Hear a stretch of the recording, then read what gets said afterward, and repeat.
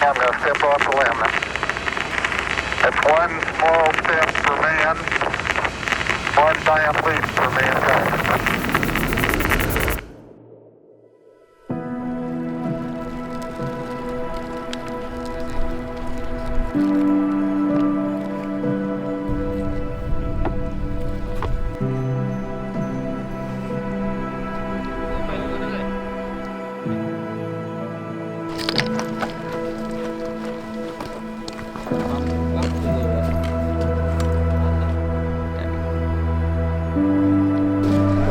Alhamdulillah kita dah sampai ke puncak Snowdon. Tapi actually puncak dia dekat atas sana.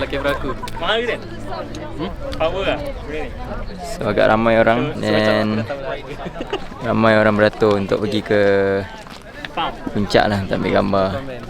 Lepas ni kita akan turun melalui Peak Track.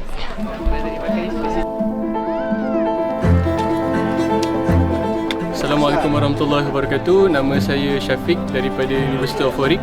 Jadi sekarang kami berada di puncak Snowdonia, iaitu puncak yang tertinggi di Wales dan juga kedua tertinggi di United Kingdom. Jadi saya mewakili Projek Hak. Projek Hak ini merupakan inisiatif untuk membantu para pelayaran Palestin, terutamanya di Syria dan Lebanon. Kami memerlukan sumbangan dan donation daripada anda sekalian bagi menjayakan projek kami untuk menyumbangkan bantuan makanan, bantuan keperluan asas dan juga bagi membina sekolah untuk mereka. Jadi bagi siapa yang ingin menyumbang, anda boleh klik link di bawah dan sertakan nama anda sebagai 3PC Syafiq. Terima kasih.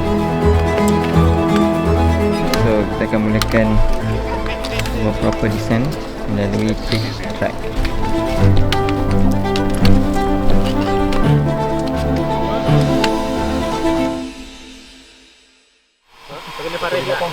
So macam mana lepas hiking hari ni?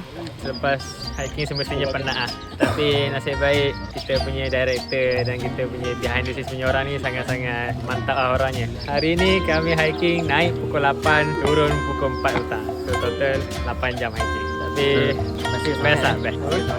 Semangat tu dia macam dah pudar sikit. Tapi disebabkan kita punya behind the scenes punya orang ni kan, AJK Transportation, AJK Makanan, yang punya job tu sangat-sangat gempak lah. So dia macam fuel balik saya semangat. Preparation tu esok adalah kami akan buat train urut lah malam ni. Dan esok insyaAllah boleh hiking. Benda yang kecil pada pandangan manusia, kalau dia ikhlas, dia besar dekat sisi Allah SWT.